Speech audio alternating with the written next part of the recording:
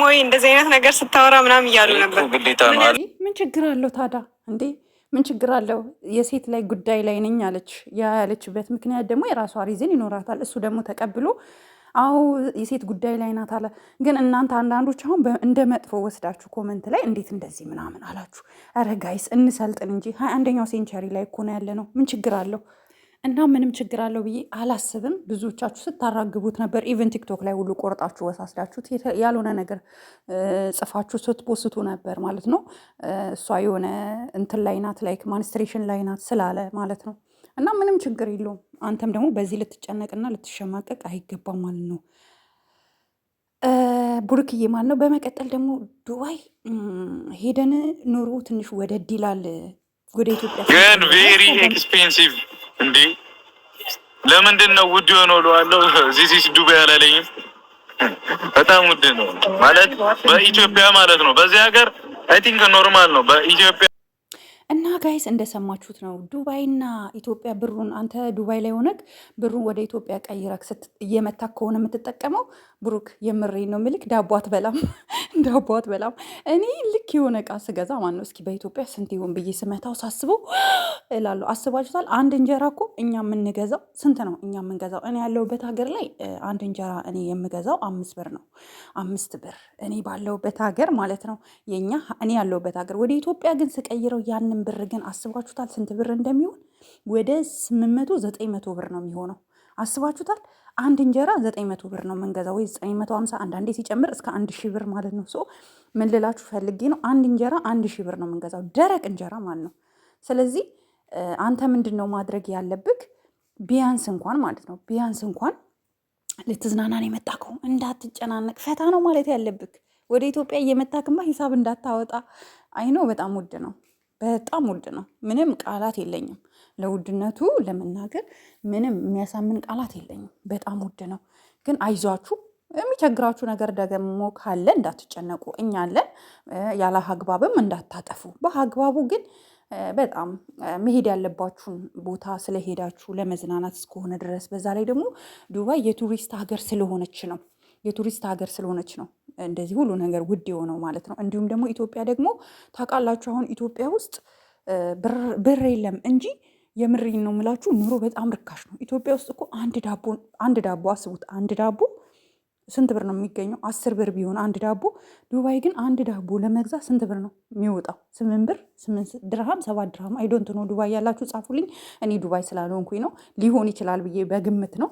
ስለዚህ ወደዛ ስትቀይሩት በጣም ብዙ ነገር የሚያደርግ ብር ነው የሚሆነው። እና ኢትዮጵያ ብር ስለሌለ ነው፣ የብር ብዛት ስለሌለ ይመስለኛል፣ እንደዛ ይመስለኛል። ሌላው ዓለም ላይ ግን የምንገዛው ነገር ውድ የሆነው ብሩን ወደ ኢትዮጵያ ቀይረን ካሰብን በጣም ከባድ ነው። ግን ያው ምንም ማድረግ አይቻልም። ባለንበት ሀገር ነው የምንገበያየው ማለት ነው። እንዲሁም እሱን ቡርኬን ለማሸማቀቅ እንዲህ ብለካል እንዲህ ምናምን ብላችሁ ቲክቶክ ላይ ፖስታችሁታል ቆርጣችሁ። እንዴት እንደዚህ ይላል ይዟት ሄዱ ዱባይ እዛ ነገር ላይ ናት አለ ምናምን የምትሉም ሴቶች አላችሁ። አይኖ ወዳጆች አይደላችሁም እናንተ ጠላቶች ናችሁ። እሱ የተናገረውን ብሎ ምናምን እየሳቃችሁ ምናምን ለጥፋችሁ አይቻለሁም። ሼም ነው የምር። እሱ እኮ ፍቅረኛውም ትሁን እህቱም ትሁን ምንም ችግር የለውም። ጓደኛውም ትሁን ምንም ችግር የለውም። ምን ችግር አለው? ቡርኬ በጣም ሪስፔክት ስለሚያደርግ የሴት ልጅ ክብር ስላለው ነው፣ ሴትን ስለሚያከብር ነው። እና ያን ደግሞ በመጥፎ ወይም ደግሞ በፋራ ሙድ ወስዳችሁበት የሆነ እንደ መሳለቂያ የምታደርጉ ሰዎች በጣም ይደብራል። እኔ ለእናንተ ነው ማፍረው። ምክንያቱም የኔ አንድ ወንድም እህቴ እኮ እንደዚህ ላይ ነው ያለችው ቢል ምንድን ነው ችግሩ? ምንድን ነው ክፋቱ? አይዶን ነው። እናንተ ከደበራችሁ ኖርማል፣ የሚደብር ነገር የለውም ብዬ ነው ማስበው። ከዛ በተረፈ ግን ቡርኬና ሀይሚ በጣም መዝናናት አለባችሁ። ኢንጆይ አርጉ በደንብ ፏፏ ብላችሁ፣ ከዛ ወደ ሀገራችሁ ትመለሳላችሁ ማለት ነው። የምሬን ነው የምለው። እርግጠኛ ነኝ ፈርስት ታይም ትራቭላችሁ ዱባይ ስለሆነ ነው። ኔክስት ደግሞ ወዴት ወደ እኛ ነው የምትመጡት? ቀጣይማ እንዴ እኛም እንፈልጋችኋለን። እኛም እናንተ ልናይ እንፈልጋለን። ጋይዝ ዱባዮች እስካሁን ድረስ ከቡርክ ጋር ተገናኝተው ፎቶ የተነሱና የለቀቁ ዱባዮች የሉም። ስለዚህ ቃላቸውን ፈጽመዋል ማለት ነው። አላስቀኑንም እና እንዳታስቀኑን፣ አታስቀኑን።